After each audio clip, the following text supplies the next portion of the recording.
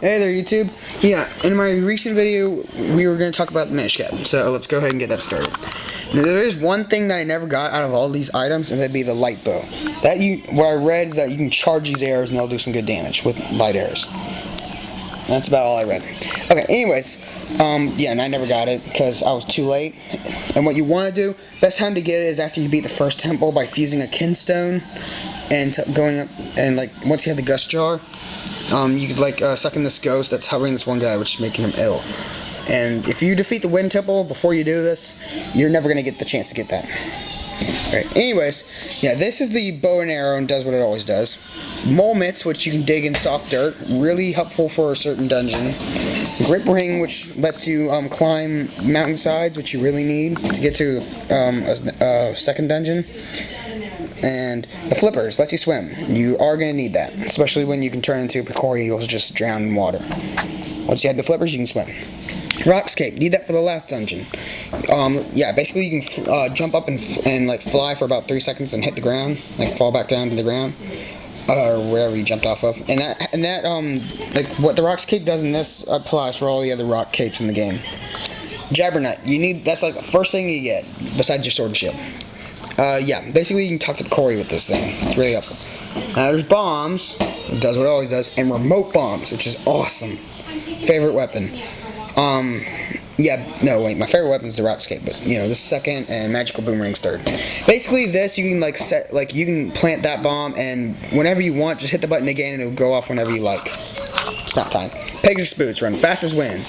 And there's, like, secret tiger scrolls, which you can get, which, get you, like, one move, if you have your sword and your Pegasus Boots together, you can, dash with your sword sticking out and, like, attack something. Gust Jar, you can suck in stuff like dirt, grass, or just plain wind to shoot something. Then there's your Flame Lantern, does what it always does, where every other lantern does. Power Bracelets, does what it always does, lift heavy things. Your Ocarina of Winds, this you can like get some, if I remember correctly, it's a certain, bird that can take you to certain areas. Windstones is what they're called. Cane of Paki, basically you can turn stuff that are upside down, right side up. Sounds useless, and you can turn stuff that's right side up, upside down, certain things. Sounds useless, but really important in the second dungeon, which is where you get it. Okay, and here's your boomerang, and then your magic boomerang. Basically, the difference is that this, you can, like, if you hold the button for it, it can go wherever you want. Like, it'll always come back, but you, like, make it fly in circles or whatever. And if you hold the button, it could, like, stay there in that one spot of air. Like, you could throw it, wait about a second, hold the button again, and it'll just sit there hovering in air while spinning. And you don't have to wait, like, a second. You just, like, tap A and hit it again as soon as you can. Alright. And next, my favorite game, Twilight Princess. Yay! Yeah, it's my brother's favorite too. Anyways, yeah, basically, there is a one thing I forgot to put on here, which I don't think I have room for it either, let alone didn't put it on there ever. The fishing rod, which is really important in the game. First item you get. Basically, yeah, you need to use it for, actually, you know, I'm not going to really tell you. I'm going to try to post up a walkthrough on it, on the game, hopefully if I can. Apparently the rules for YouTube is post up to 10 minutes, so I don't think I can get all that. You might miss a few scenes. I don't know, I haven't tried yet. Anyways, yeah, here's the Gale Boomerang, which is basically, if you throw it, there's a tornado. Awesome item. Turns into like a mini tornado. Which item I'm trying to get right now with the fire. He's playing it again, and third time. Yeah, third. I thought it was your second. No, see, I started. Okay, whatever. Anyways, yeah, he's getting it again. This is the slingshot, and its ammo is basically pumpkin seeds. So if you destroy pumpkins, you can get seeds out of them, or you destroy Dekababas and crush their skulls. Basically, yeah, you can get more seeds. The flame, and again with the lantern, used to burn cobwebs and light dark places. Underwater bombs. This is cool. This is the first bomb that, like, if you're underwater, this will blow up underwater. That's how it works. Bomblings, they're like bomb chews, except for they crawl, not slide around like they're on wheels. And they're in the first temple. Yeah, they're in the first temple, but they're living in monsters. Later on, you will get this, and you know you can use it to your own advantage. Then there's bombs, of course. Then the spinner, which there's like these rails, and you can actually quicksand if you're starting to sink.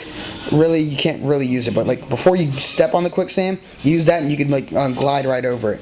And there's rails that these little gears hook into, which you need for the boss, which especially this. It's cool. You can. So pretty much It's basically like old school skateboarding. This is how we kick it. Old school. Okay. Oh, sorry about that. Here's the Dominion rod. Basically, this brings like these little statues in the Temple of Time. You can bring them to life, and they're really helpful, especially for the boss. Bows and arrows. Do what they always do, and there's no light or whatever arrows, except for Zelda when she uses them. There's claw shot, then there's double claw shot, which makes 2 of these. Awesome. It's my favorite weapon, the double claw shot. And it's like medieval Spider-Man in the last temple where you get the double claw shot. It looks like you're hooking around like Spider-Man on these pillars that fall. Alright, then there's the iron boots. These you can magnetize certain crystals in the second temple, and you can wrestle Gorons, which you need to have these on. If they're Gorons rolling at you to attack you, right when you hit A at the right timing, you can normally you'll get squished. But if you have these on, you can stop them dead in your tracks and throw them behind you. You'll learn that when you play the game with the goat. And the same rule applies for Gorons and Ganon, like the pig form Ganon, not Ganondorf. Alright, last but not least, the ball and chain. Awesome item. Does major damage. It's like a megaton hammer, but it's just, ball and chain.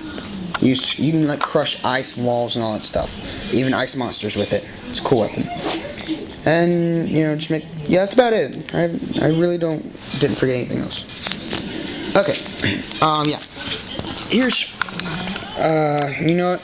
I don't think I have enough time to explain everything here, and it may look like I do, but there's some more to this stuff. So I'll tell you guys in the next video.